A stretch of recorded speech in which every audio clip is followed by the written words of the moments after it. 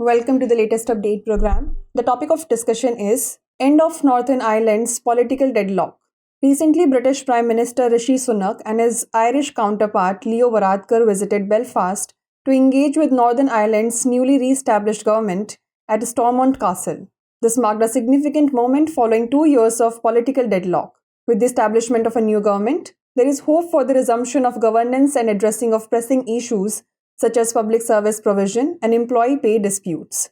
The leadership of the new administration features Michelle O'Neill as the First Minister, who is also the first Irish nationalist to assume this role, and Emma Little-Pengilly serves as the Deputy First Minister. Let us have a look at its background.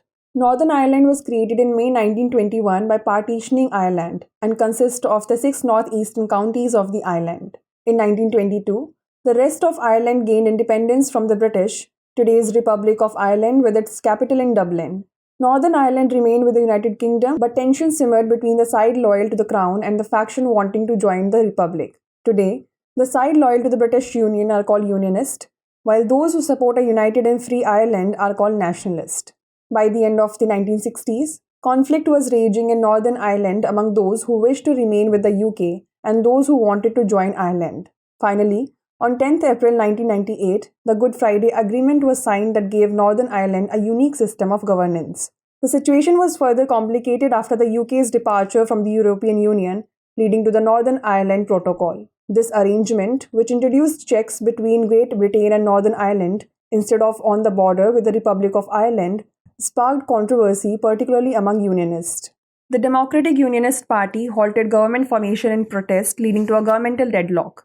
Efforts to resolve the impasse led to the Windsor Framework in February 2023, and subsequently a new deal was reached. This new agreement, outlined in the command paper Safeguarding the Union, aims to ease trade checks between Great Britain and Northern Ireland and includes financial support for Northern Ireland.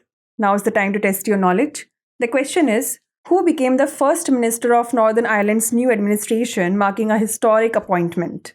Emma Little-Pengilly, Arlene Foster, Michelle O'Neill, or Naomi Long? Send the answer to this question in the comment section. Thanks for watching.